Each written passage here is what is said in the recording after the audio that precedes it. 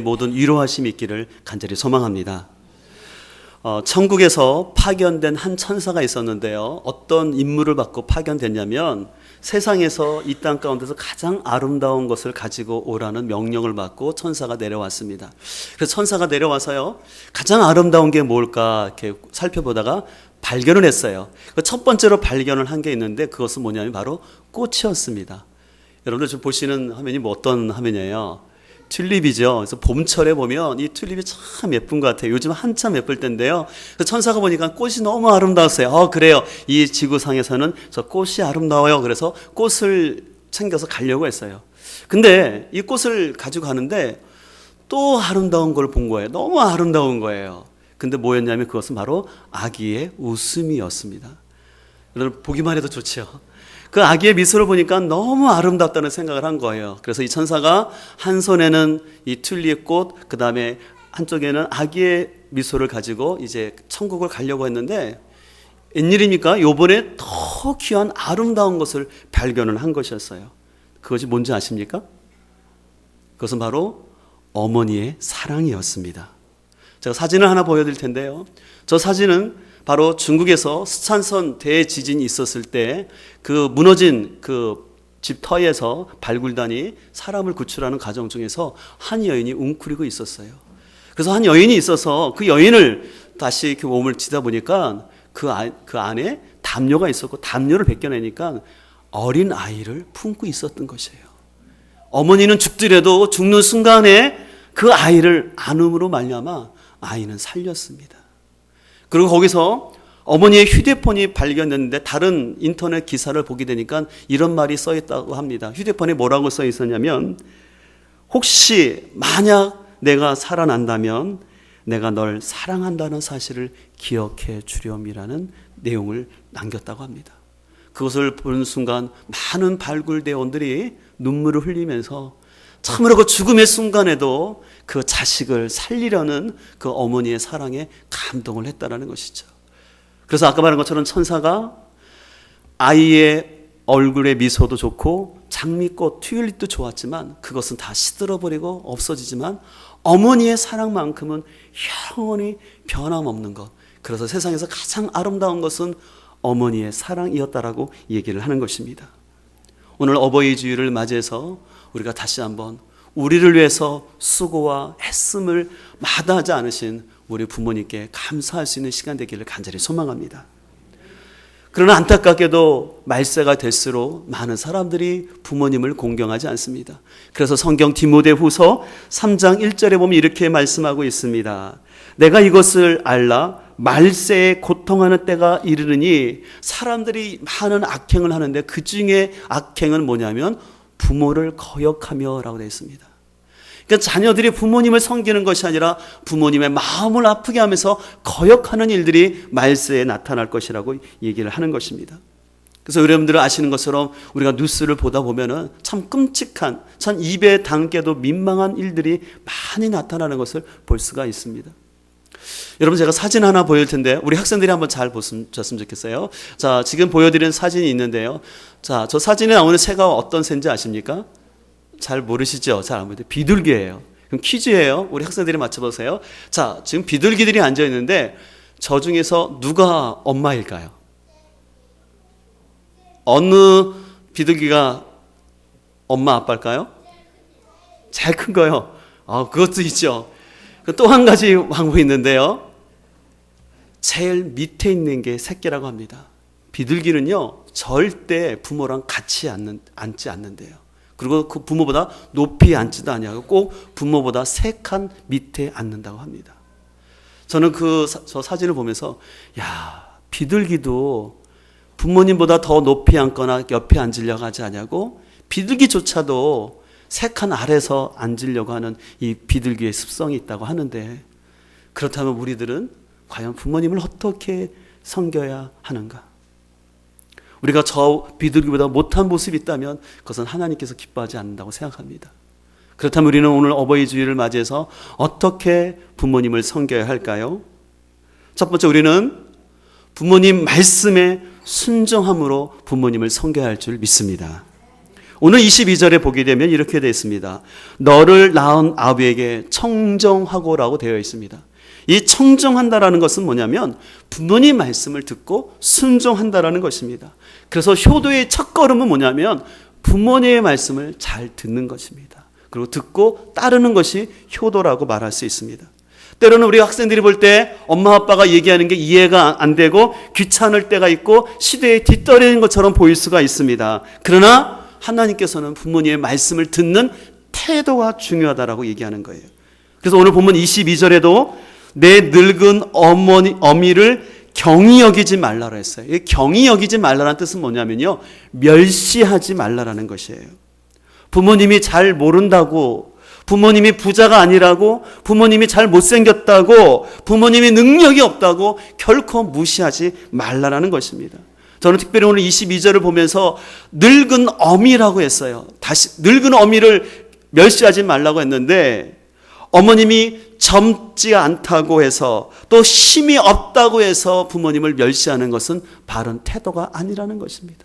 오늘 늙은 어머니의 뜻은 뭡니까? 힘이 없고 나약하고 배운 것이 없는 그런 분일지라도 어머니이기 때문에 오늘 하나님께서는 그 말씀에 경종하라고 말씀하는 것입니다. 부모님의 마음을 가장 아프게 하는 자녀가 있는데요. 어떤 자녀이냐면 공부를 못하는 자녀가 아니라요, 부모님의 말씀을 듣지 않냐고 자기 뜻대로만 살아가려고 하는 사람입니다. 이에 반해서 성경에 나오는 많은 사람들은 하나같이 부모님의 말씀에 잘 들었던 것을 볼 수가 있어요. 그래서 하나님의 부모님의 말씀을 잘 듣는 사람들은 하나님 말씀도 잘 듣는 줄 믿습니다. 오늘 우리 예배를 드리는 우리 학생들도 이 시간 말씀을 여러분들이 잘 집중해서 들을 때 하나님께서 기뻐하는 우리 학생이 될 줄 믿습니다. 근데 말씀을 잘 듣지 않냐고 다른 데 신경 쓰고 친구랑 막 장난치면 하나님께서 기뻐하지 않는 것이죠. 그래서 성경의 위인들이 하나같이 부모님 말씀에 잘 순종했어요. 그 대표적인 사람이 있는데 이삭이에요. 여러분들 이삭이라는 사람을 알죠? 이삭은 자기 아버지가 자신을 하나님께 번제로 드리려고 하는 것을 이미 알면에도 불구하고 묵묵히 아버지의 뒤를 따라갔던 것을 알 수가 있습니다. 또 여러분들 성경에 보면 요셉이라는 사람이 있어요. 이 요셉 역시도 아버지의 심부름을 받아서 양을 치러 나간 형들을 찾아갔어요. 근데 형들은 요셉을 싫어했거든요. 요셉 입장에서 분명히 형한테 가면 형이 자기한테 불편하게 할 건다는 거 알았어요. 그러나 그럼에도 불구하고 또 싫은 형들이 어디로 갔는지도 모름에도 불구하고 그냥 아버지의 말씀에 순종해서 형에게 찾아갔은 것을 볼 수가 있어요. 무엇보다 우리 예수님께서는 하나님 아버지의 말씀에 가장 순종을 잘하신 줄 믿습니다. 하나님의 뜻이 인류를 구원하시는 것인지 않았기 때문에 예수님은 십자가의 고통이 있음에도 불구하고 예수님께서는 기꺼이 순종하면서 아버지의 뜻 앞에 순종한 줄 믿습니다. 이번 주 큐티 본문이었던 잠언 4장 1절에 보면 이렇게 되어 있습니다. 우리 앞에 자막을 보고 우리 잠언 4장 1절부터 한번 같이 읽도록 하겠습니다. 시작. 아이들아, 너희는 아버지의 훈계를 잘 듣고 명철을 얻도록 귀를 기울여라. 내가 선한 도리를 너에게 전하니 너희는 내 교훈을 저버리지 말아라. 나도 내 아버지에게는 아들이었고 내 어머니 앞에서도 하나뿐인 귀여운 자식이었다. 아버지는 내게 이렇게 가르치셨다. 내 말을 내 마음에 간직하고 내 명령을 지키라. 내가 잘 살 것이다. 아멘. 마지막에 뭐라고 되어 있습니까? 말씀을 다시 보여주세요. 내 말을 내 마음에 간직하고 명령을 지키면 어떻게 된다고 그랬습니까? 네, 잘 산다는 거예요. 근데 오늘 이 본문을 보면서 3대가 나오고 있어요. 오늘 이 자신에게 이 말을 하고 있는 아버지도 뭐라고 보면 나도 너희 할아버지 앞에 귀여운 아들이었다라는 거예요. 나도 어렸을 때 너희 할아버지가 가르치는 말씀을 내가 잘 들었고 나 역시도 이제 내가 아버지 된 입장에서 너에게 이 하나님 말씀을 전하니까 너희가 이 하나님 말씀을 잘 듣고 지키면 너희가 잘 살 거라고 얘기하고 있는데 우리 자녀들 또 이 자리에 함께한 우리 주일학교 학생들 잘 기억하셔서 여러분들이 하나님의 말씀을 잘 듣고 따르려고자 할 때 하나님이 분명히 여러분의 삶을 지켜주시고 여러분의 삶이 잘 살도록 역사할 줄 믿습니다. 그러나 반대로 부모님의 말씀을 안 듣고 거역하면 어떻게 될까요? 잠언 30장 17절에 보면 이렇게 되어 있습니다. 우리 주일학교 학생들만 함께 같이 큰 목소리로 주일학생들만 읽겠습니다. 시작.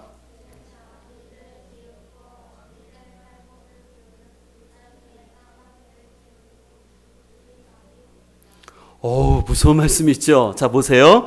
제 아비를 비웃고, 그러니까 아버지를 비웃고 어머니를 깔보는 눈은 어떻게 되냐면 누가 와서 쫀다고요? 까마귀가 와서 눈을 쪼고요. 누구의 밥이 된다고요? 독수리 밥이 된다요.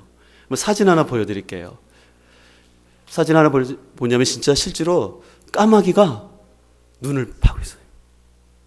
성경에서는요, 이 비유를 통해서 부모님 말씀에 거역하는 사람은 까마귀가 그 사람의 눈을 팔 것이고 독수리의 밥이 될 거라고 말씀하고 있기 때문에 우리 학생들은 부모님 말씀을 잘 들어야 할 줄 믿습니다.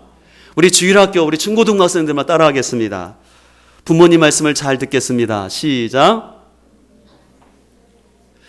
여러분들 그 목소리 갖고는 부모님 말씀을 잘 안 들을 것 같은데요. 자, 다시 한번 목소리 크게 내서 부모님 말씀을 잘 듣겠습니다. 시작.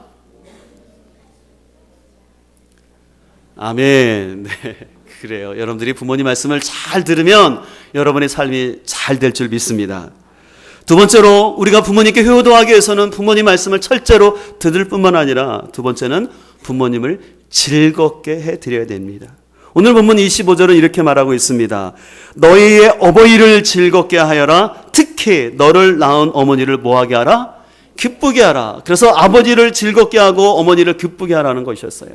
옛날에요, 원님이 그 마을에 부임을 했어요. 그래서 이 원님이 부임할 때마다 잔치를 여는데요, 그 잔치에 꼭 빠지지 않고 초대되는 사람이 있었는데 그 마을에서 가장 효자라고 소문난 사람은 늘 초청을 받았습니다. 이번에도 그 효자가 잔치에 참여하게 됐는데 그 원님이 그 효자를 향해서 말했습니다. 자네가 이렇게 이 마을에서 효자라고 그러는데 맞는가? 예, 좀 부족하지만 사람들이 저를 불러주고 있습니다. 그렇게. 그럼 요즘 부모님 근황은 어떠신가? 라고 물었어요. 그랬더니 효자가 말하기를, 네, 어머니는 15년 전에 소천하시고 지금 아버님이 홀로 계시는데 이 아버님이 애로울까봐 제가 나름대로 최선을 다해서 돌봐드리고 있습니다. 라고 얘기를 하는 것이었어요. 근데 그 얘기를 듣자마자 원님이 화가 나가지고요, 여봐라! 저 사람을 곤장을 실컷 때려 죽어라! 라고 얘기를 했다라는 것이에요. 그래서 깜짝 놀란 거예요. 그러면서 뭐라고 말하냐면, 지는 자기 부인과 함께 살면서 너희 아버지가 혼자 15년 동안 살았는데 장가도 안 보내고 이런 불효자가 있느냐라고 하면서 그를 때리라고 했다고 합니다. 그래서 죽지 않을 정도로 곤장을 실컷 때린 다음에 이 사람이 겨우겨우 몸을 추스려서 이제 집에 간 거예요. 그러니까 아버지가 우는 거예요. 아니 얘야, 어떤 일이냐? 너 잔치 가더니 왜 이렇게 몸이 맞고 왔느냐? 그랬더니 아들이 자초지종을 쭉 얘기한 거예요. 그랬더니 그 말을 듣고 있는 아버지가 이렇게 말을 했다고 합니다. 이제야 제대로 된 원님이 왔구나. 이 얘기는 뭡니까? 이 아들이 나름대로 효도한다고 했지만 아버지가 진정 원하는 것을 모르고 자기 방법대로 효도를 했다라는 거예요. 효도는 진정 부모님이 원하는 거, 가장 필요한 걸 채워주는 것이죠. 그래서 여러분들 효도하기를 원하신다면 내 입장이 아니라 부모님 입장에서 부모님이 뭘 원하시는지를 생각해야 돼요. 특별히 우리 자녀 세대들이 착각하는 것 중에 하나가 뭐냐면, 에휴, 네 어미는 이런 거 안 먹어도 돼 라고 얘기하면 뭐라고 생각해요? 우리 엄마는 진짜 이런 거 안 먹어도 되나 보다 생각하고 자기만 고기를 먹는다든지, 엄마는 괜찮아, 이거 엄마가 다 들게 하면 그래 우리 엄마는 힘이 센가 보다 하고 엄마한테 다 일을 시킨다든지, 그건 불효자가 될 수 있다는 것이에요. 그렇다면 좀 더 구체적으로 어떻게 부모님을 기쁘고 즐겁게 섬길 수 있을까요? 가나안 농군 학교에 계시는 김평일 교장 선생님은 다음과 같은 효도 10계명을 말씀하셨습니다. 첫 번째 10계명 중에 하나는 뭐냐면 신앙을 갖도록 해드리라는 것입니다. 두 번째는 대답을 잘하고 말씀을 잘 들으라는 것입니다. 또한 세 번째는 부모님 앞에서 밝은 표정을 짓고 웃음을 잃지 말라는 것입니다. 네 번째는 부모님이 궁금하는 것이 있으면 궁금증을 풀어드리고요. 또 부모님이 자유롭게 쓰실 수 있도록 정기적인 용돈을 드리고, 또한 여섯 번째는 부모님이 좋아하는 향토적인 음식을 사드리고, 또한 외모를 아름답게 꾸며드리고, 여덟 번째는 부모님이 일할 수 있는 일거리를 찾아드리고, 9번째는 친구를 자주 만나게 해드리고, 또 10번째는 등을 긁어드리고 손발톱을 자주 깎아드리라고 얘기를 했다고 합니다. 여러분들이 이 내용들을 보시면서 과연 지금 여러분의 부모님에게 무엇이 필요한지를 생각해 보시고요. 또 이번에 보니까 부모님을 자주 찾아뵙는 걸 부모님이 원하신다는 거예요. 특별히 손자 손녀를 자주 보고 싶다는 얘기를 했고, 또 여행을 또 다니기를 원한다라는 부모님들의 바람이 있었습니다. 근데 우리가 이런 것들은 우리가 잘 해야 되는데, 그러나 이것보다 더 귀한 효도가 있는데, 그것은 바로 부모님이 예수님 믿도록 하는 것이 가장 큰 효도인 줄 믿습니다. 그래서 부모님이 예수님 믿고 천국 가도록 하는 것, 이것이야말로 진정한 효자요 소녀인 줄 믿습니다. 그래서 여러분들 가운데 아직 부모님이 예수를 믿지 않다면 여러분의 부모님의 영혼 구원을 위해서 기도하시고, 또 여러분들의 부모님을 위해서 기도하는 것이 가장 효하는 길이라는 것을 기억하시고, 우리 선한 목자교회 성도들은 진정으로 부모님의 영혼을 위해서 기도하며 부모님을 위해서 중보 기도할 수 있는 우리 사랑하는 모든 성도들 될 수 있기를 간절히 소망합니다.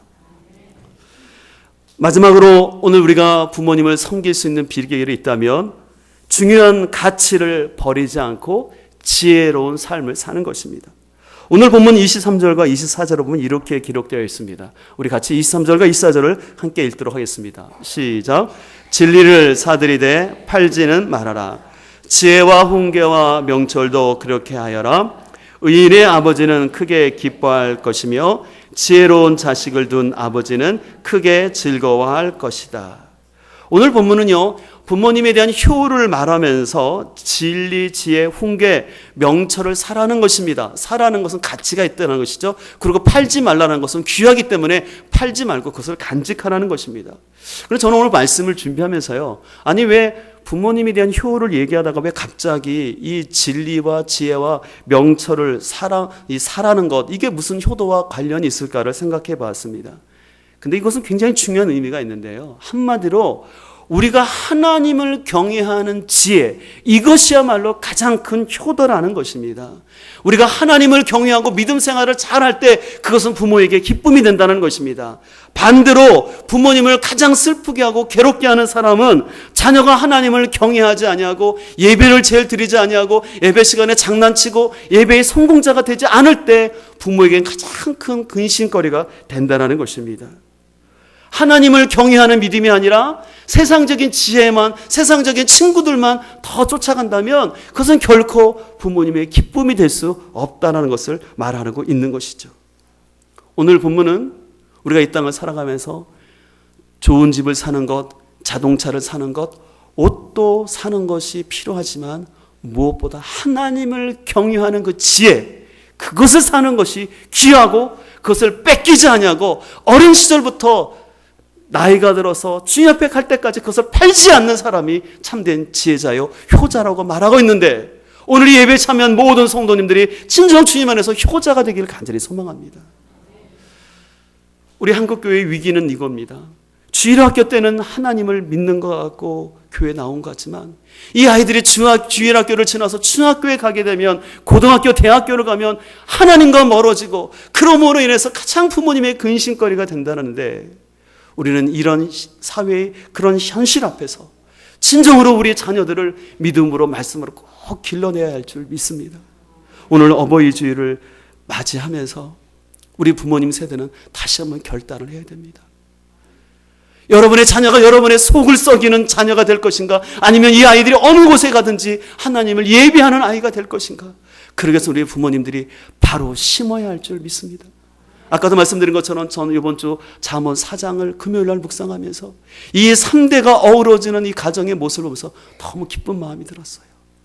할아버지한테 들은 말씀을, 그래서 자기 아버지가 들은 말씀을 자기 아들에게 전해주는 이 3대의 신앙이 얼마나 멋집니까? 그런 안타깝게도 오늘날 우리 한국교회 가운데는 이 신앙이 당대에 끝나고 후대에 이어지지 못하는 이 안타까운 현실 앞에서 우리 부모 세대는 다시 한번, 또 우리 교회 공동체는 이 다음 세대를 세우는 일에 더 집중하고 믿음으로 나아가야 할 줄 믿습니다. 그런데 이거는 결코요 말이 돼서는 안 돼요. 제가 말씀드렸잖아요, 지난주도요. 자녀 교육의 1차적인 체험은 학교에 있는 것도 아니고 교회에 있는 것도 아니에요. 누구에게 있다고 그랬습니까? 부모님에게 있어요. 우리 부모님들 명심하시고 우리 자녀들을 믿음으로만 키워야지만 여러분이 나중에 진정한 효도를 받게 될 줄 믿습니다. 또 우리 학생들도 잘 기억하여서 여러분들이 세상적인 친구들이나 세상적인 즐거움이 아니라 우리 어렸을 때부터 하나님을 경외하는 지혜로운 우리 주일학교 학생들 될 수 있기를 주임으로 간절히 축원합니다. 오늘 제가 말씀을 마치면서 아주 중요한 한 사람을 소개하기를 원하는데요. 여러분들 고객은 왕이다라는 말 들어본 적 있죠? 이 말을 한 사람이 있는데 존 워너메이커라는 사람이 있어요. 이 사람이 바로 고객은 왕이다라는 말을 하면서 아주 백화점도 많이 세우고 우리나라의 종로에 YMC도 설립한 귀한 사람이었어요. 근데 이 사람이 이런 얘기를 했습니다. 나에게 사랑을 제일 먼저 가르쳐 주신 분이 어머니였고 나에게 기도를 제일 먼저 가르쳐 주신 분도 어머니였으며 내 영혼의 밝은 등불을 켜주신 분도 어머니였고 행복을 가르쳐 주신 분도 어머니였습니다. 이 존 위너 메이커는 어려서부터 부모로부터 이런 신앙교육을 잘 받음으로 말미암아 오늘날 이 세대 가운데 참 선한 영향을 끼친 믿음의 사람이 된 줄 믿습니다. 실제로 어떻게 이분이 살았는지 잠깐 한 3분 정도 영상을 한번 보도록 하겠습니다.